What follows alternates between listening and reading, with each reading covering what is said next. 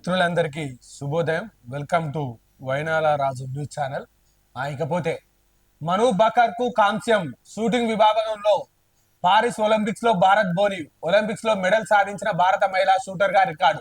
Final కు చేరిన Ramitha Arjun, PV Sindhu, Nikhit Zareen శుభారంభం. ఏదైతే మను భారత్ కు షూటింగ్ విభాగంలో కాంస్య పథకం రావడంతో ఇండియాకు మొదటి పథకం తెచ్చిన ఈ ఫ్రాన్స్ ఒలింపిక్స్ లో మొదటి పథకం తీసుకొచ్చిన మహిళగా గుర్తింపు పొందింది. ఇంకా అదే విధంగా బోనమెత్తిన భాగ్యనగరం, లాల్ దర్వాజా, భాగ్యలక్ష్మి ఆలయాలకు భక్తుల తాకిడి.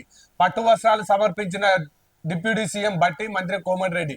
అమ్మవారిని సందర్శించుకున్న కేంద్ర మంత్రి బండి సంజయ్. అంబర్పేటలో బోనం సమర్పించిన కిషన్ రెడ్డి. భాగ్యనగరంలో ఆషాఢ మాసం బోనాల సంబరాలు ఆదివారం అంబరాన్నంటాయి. లాల్ దర్వాజా, భాగ్యలక్ష్మి అమ్మవారి ఆలయాలకు భక్తుల బోనాలు సమర్పించారు. ఈ కార్యక్రమంలో ఆలయాలకు భక్తుల తాకిడి పెరిగింది. ముగ్గురు ఐఏఎస్ అభ్యర్థుల మృతి. ఢిల్లీలో ఓ కోచింగ్ సెంటర్ లో ఘటన. సెల్లార్లోకి వరద చేరడంతో చిక్కుకొని దుర్మరణం. ఆందోళనకు దిగిన తోటి అభ్యర్థులు, రాజకీయ పార్టీలు, వ్యవస్థల వైఫల్యమే కారణం. రాహుల్ గాంధీ ఢిల్లీ మృతుల్లో తెలంగాణ స్థానికులు లేరు. సీఎం రేవంత్ కు రెసిడెంట్ కమిషనర్ వివరణ. కానీ ఇక్కడ మనకు అందుతున్న సమాచారం ఏంటంటే తెలంగాణ వాళ్ళు లేరు అని అంటుర్రు.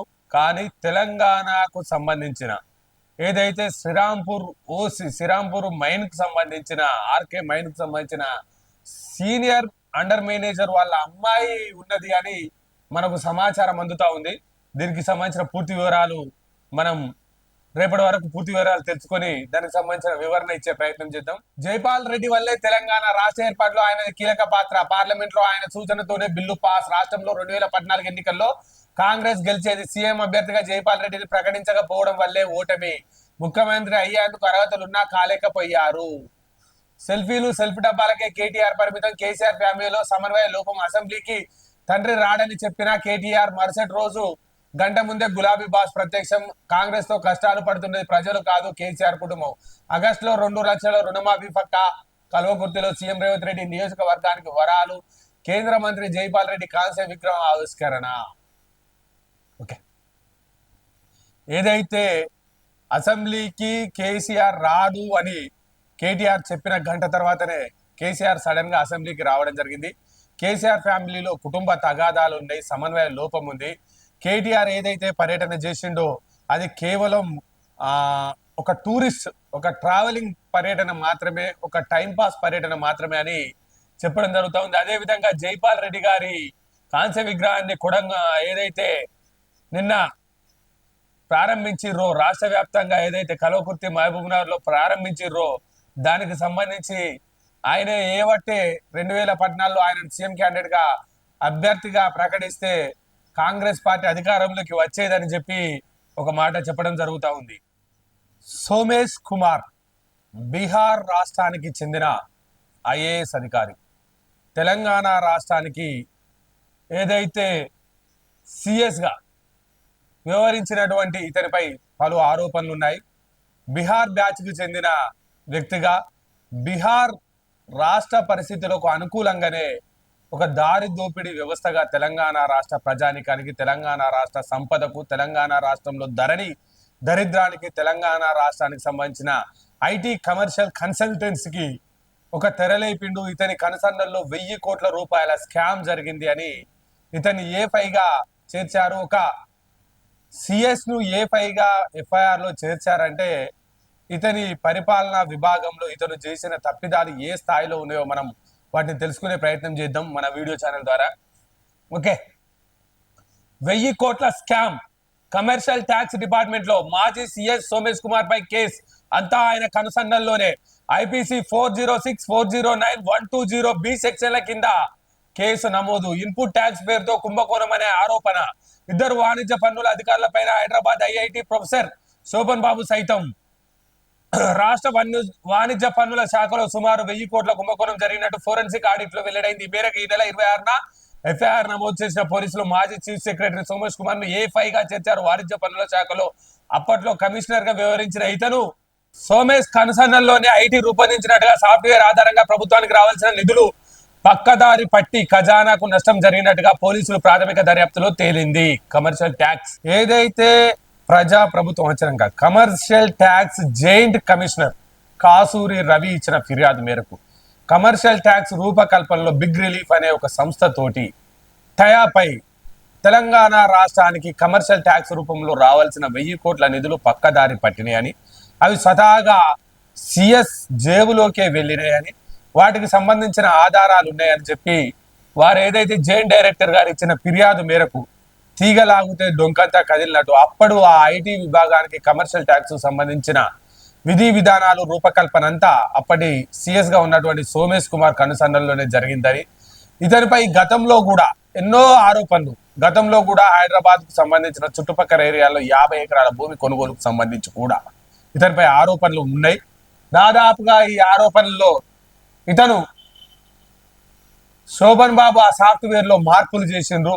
దానికి సంబంధించి కొత్తకోట కమిషనర్, పోలీస్ కమిషనర్ ఎవరైతే ఉన్నారో శ్రీనివాస్ రెడ్డి మీడియాకు వివరిస్తూ కమర్షియల్ ట్యాక్స్ జాయింట్ కమిషనర్ నుంచి వచ్చిన ఫిర్యాదు వచ్చిందని మాజీ చీఫ్ సెక్రటరీ సోమేష్ కుమార్ సహా మొత్తం 5గురిపై పలు సెక్షన్ల కింద ఎఫ్ఐఆర్ నమోదు చేసినట్టు తెలుస్తుంది.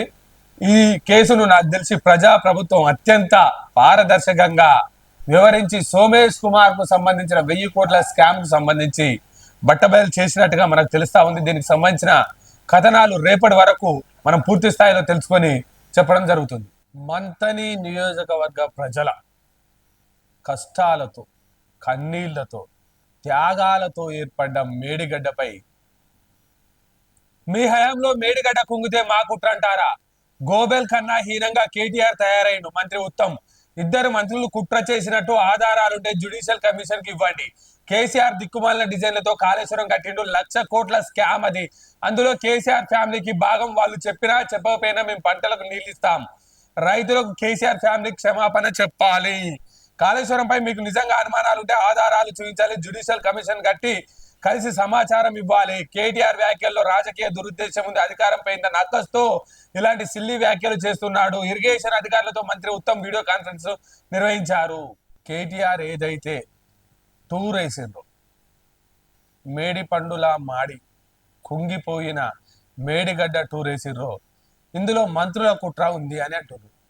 నాయన, మీ ప్రభుత్వ హయాంలో కట్టి, మీ ప్రభుత్వ హయాంలో నిర్వహణ చేపట్టి, మీ ప్రభుత్వ హయాంలో గోడలు కూలిపోయి, మీ ప్రభుత్వ హయాంలో పంపులు, బాహుబలి మోటార్లు మొత్తం బురదలో దింగిపోయి, మీ ప్రభుత్వ హయాంలో పేక మేడలా కూలిపోయిన మేడి గడ్డకు మీరే ఎఫ్ఐఆర్ చేయించి, మీరే ఇన్వెస్టిగేషన్ చేయించి, మీరే ఏ ప్రజానికాన్ని, అక్కడున్న శాసనసభ్యులు కూడా మేడిగడ్డ ప్రాంతాన్ని చూడకుండా బారికేడ్లు పెట్టి, పోలీసులు పెట్టి వ్యవస్థ నడిపారు. మళ్ళా ఇప్పుడు కొత్తగా వచ్చిన ప్రభుత్వంలోని 2 మంత్రుల వల్ల కూలిపోయిందంటే అసలు ఏం మాట్లాడుతున్నావు? మీకు మధ్యస్థిమితం సరిగ్గా లేనట్టుగా అనిపిస్తుంది.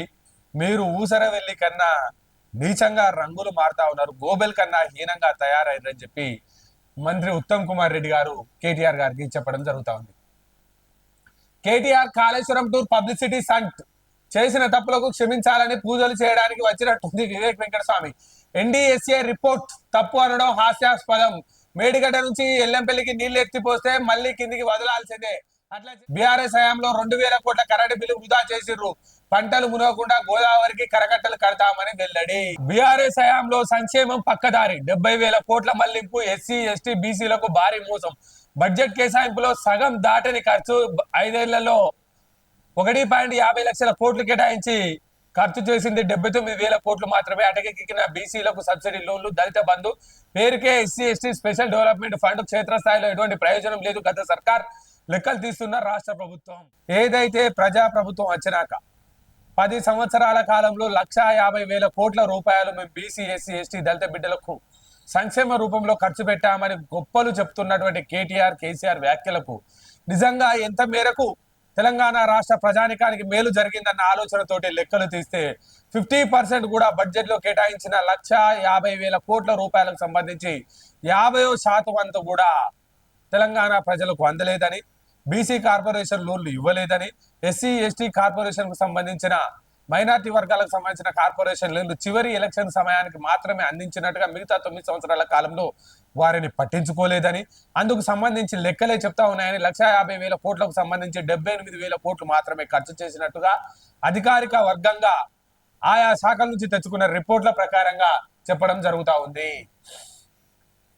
అదేవిధంగా 5.23 లక్షల కోట్ల కేటాయింపులు చూపిస్తే 1.2 లక్షల కోట్లు మాత్రమే ఖర్చు చేసినట్టుగా తేలిపోతున్నది. దానికి సంబంధించి కేటాయింపుల్లో 2014-15 వచ్చేసరికి 2,000 కోట్లు అయితే ఖర్చు 1,000 కోట్లు, 2016లో 21 అయితే 1,000, 17లో 2,500 అయితే 2,800, 18లో 5,000 కోట్లు అయితే 2,800, 19లో 5,900 అయితే 3,800, 20లో 4,500 అయితే 3,000. ఈ విధంగా మొత్తము శాఖల వారిగా కేటాయించిన ఖర్చు 6,229 కోట్లయితే చేసిన ఖర్చు కేవలం 3,250 కోట్లు. ఈ విధంగా చూసుకుంటే 44,091 కోట్లు కేటాయిస్తే 27,737 కోట్లు మాత్రమే చేయడం జరిగింది. ఈ విధంగా చూసుకుంటే దళిత గిరిజన సంక్షేమము అన్న మాట ఉత్తదే. ఎక్కువ శాతం ఉన్న బీసీలను అసలు ఇందులో పట్టించుకోనే లేదు. వాళ్ళకు సంబంధించి ఏ విధమైన సబ్సిడీ లోన్లు పరికరాలు మాత్రం ఇవ్వలేదు అనేది స్పష్టంగా అర్థమవుతా ఉన్నది.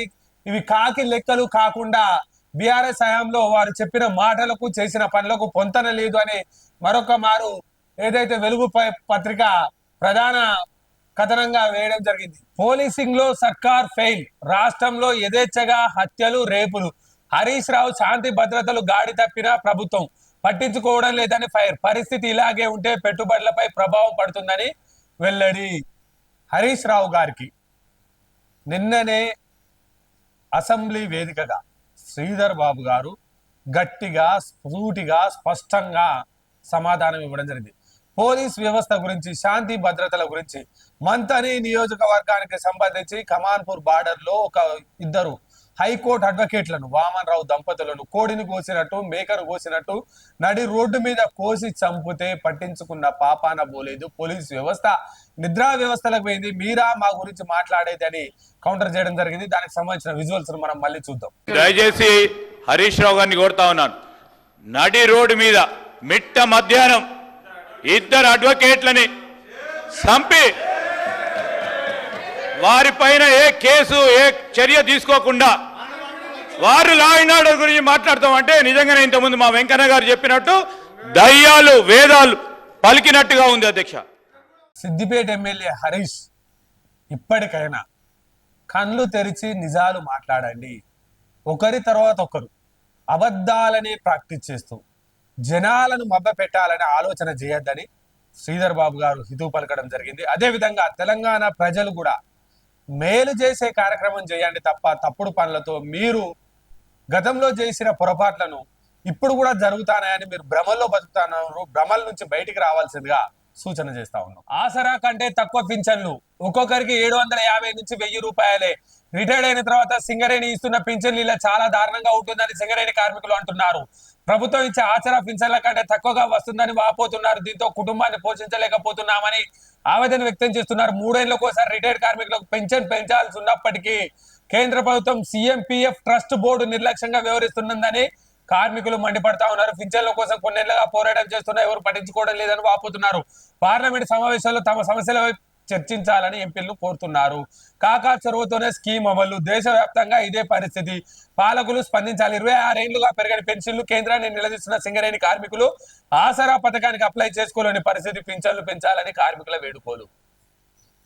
వాస్తవ పరిస్థితి, కోల్ బెల్ట్ ఏరియాకు సంబంధించిన ఎవరైతే కార్మికులు గతంలో రిటైర్డ్ అయిన కార్మికులకు దాదాపుగా 1,000-2,000 పెన్షన్ల లోపు ఉన్నటువంటి కార్మికులు చాలా వేల సంఖ్యలో ఉన్నారు.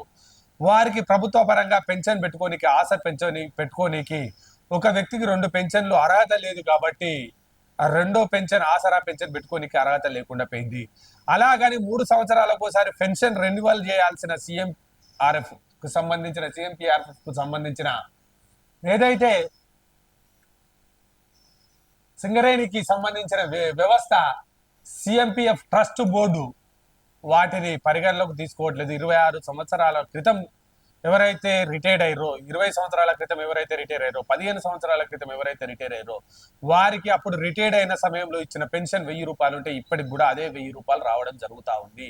తద్వారా కార్మికుడు నష్టపోతా ఉన్నాడు. ఈ సమాజంలో CMPF ట్రస్ట్ బోర్డు ఖచ్చితంగా 3 సంవత్సరాలకు ఒకసారి రెన్యువల్ చేయాలి. కేంద్ర బొగ్గు గనుల శాఖ ఆధ్వర్యంలో నడుస్తున్నటువంటి CMPF వ్యవస్థ ఇకనైనా రానున్న రోజుల్లో, ఇప్పుడు కేంద్ర కేంద్రంకు సంబంధించి పార్లమెంట్ సమావేశాలు నడుస్తున్న సమయంలో వారిని ఆదుకోవాలని కేంద్రానికి సంబంధించిన మంత్రులకు వారు విన్నవించుతున్నారు. కేంద్ర మంత్రిగా బొగ్గు గనుల శాఖ మంత్రిగా కిషన్ రెడ్డి ఉన్నాడని, కిషన్ రెడ్డి దీనిపై సత్వరం ఆలోచన చేయాలని, కొంచెం కార్మికుల ఇబ్బందికర పరిస్థితిని బడ్జెట్ కు సంబంధించి పెద్దల దృష్టికి తీసుకెళ్లాలనే ఉద్దేశంతో గోదావరికానికి చెందిన వాసులు సింగరేణి రిటైర్డ్ కార్మికుల సంఘం ధర్నా నిర్వహించారు. వారికి అండగా మన న్యూస్ ఛానల్లో కథనం వేయడం జరుగుతా ఉంది. ఇకపోతే 33 ఏళ్ల సర్వీస్ 750 పెన్షన్ ఇస్తున్నారు. కనీసం 10,000 పెన్షన్ ఇవ్వాలి, ఎవరు పట్టించుకోవట్లేదు. మా ఆవేదన ఎవరికి చెప్పాలో అర్థమైతలేదు. కోల్కతా, ఢిల్లీలో ధర్నాలు చేసినాం, దీక్షలు చేసినాం. ఇప్పటికైనా గనిలో పనిచేసి రిటైర్డ్ అయిన కార్మికుల పెన్షన్ పెంచాలి. దేశవ్యాప్తంగా రిటైర్డ్ అయిన గని కార్మికుల్లో పెరుగుతున్న ధరలకు అనుగుణంగా పెన్షన్ ఇవ్వాలి. కొన్నేళ్ల నుంచి పోరాడుతూనే ఉన్నాం, ఎవరు పట్టించుకోకపోతే ఇకనైనా మా సమస్యను పరిష్కరించాలి. పాపం వాళ్ళ బాధ అగమ్య గోచరంగా ఉంది. ఇక్కడ కేంద్ర మంత్రివర్గ బొగ్గు గని శాఖగా పనిచేస్తున్న కిషన్ రెడ్డి తెలంగాణ ప్రాంతానికి చెందిన వ్యక్తి. కానీ ఆయన పట్టించుకోవాలి, ఆయన పట్టించుకొని మా బాధ తీర్చాలని చెప్పి సింగరేణి గోదావరిఖని ప్రాంతానికి సంబంధించిన కార్మిక సోదరులు, రిటైర్డ్ కార్మిక సోదరులు పోరాటం చేస్తా ఉన్నారు. Welcome to local news. Local news వచ్చేసరికి ఓకే, శివమూగిన భాగ్యనగరి, వేపాకుల తోరణాలు, పోతరాజుల విన్యాసాలు, శివసత్తుల పూనకాలు, అమ్మవారి పాటల నడుమ భాగ్యనగరంలో ఆదివారం బోనాల పండుగ సందడి నెలకొంది. అమ్మవారిని, ఆలయాలను అందంగా అలంకరించారు. తెల్లవారుజాము నుంచి అమ్మవార్లను భక్తులు మొక్కులు చెల్లిస్తూ నైవేద్యంగా బోనాలు సమర్పించారు. లాల్ దర్వాజా, అక్కన్న మాదన్న, భాగ్యలక్ష్మి, దర్బార్ మైసమ్మ ఆలయాల్లో ఆధ్యాత్మిక శోభ సంతరించుకుంది. ఇకపోతే హైదరాబాద్ ఏదైతే బోనాల జాతరలో అమ్మవారికి పట్టు వస్త్రాల సమర్పణలో ఒక అరుదైన ఘట్టం చోటు చేసుకుంది. దానికి సంబంధించి హైదరాబాద్ లోని షాలిబండ హౌరిబౌలిలో అక్కన్న మాదన్నకు సంబంధించిన మహంకాళి ఆలయంలో రాష్ట్ర ఐటీ పరిశ్రమల శాఖ మంత్రి వర్యులు శ్రీధర్ బాబు గారు, అదేవిధంగా రాష్ట్రానికి సంబంధించిన దేవాదాయ శాఖ కమిషనర్ గా ఉన్నటువంటి వారి సతీమణి శైలజ రామయ్య గారు ఒక అరుదైన సంఘటన కలిగింది. దానికి సంబంధించి అరుదైన దృశ్యం ఏంటంటే, వారు దైవ దర్శనానికి పట్టు వస్త్రాలు సమర్పించే కార్యక్రమంలో ప్రభుత్వ అధికారిక లాంఛనాలతోటి ప్రభుత్వ కమిషనర్ గా ఉన్నటువంటి వారి సతీమణి వారికి ఆహ్వానం పలికి వారిని శాలువాతో సన్మానించింది.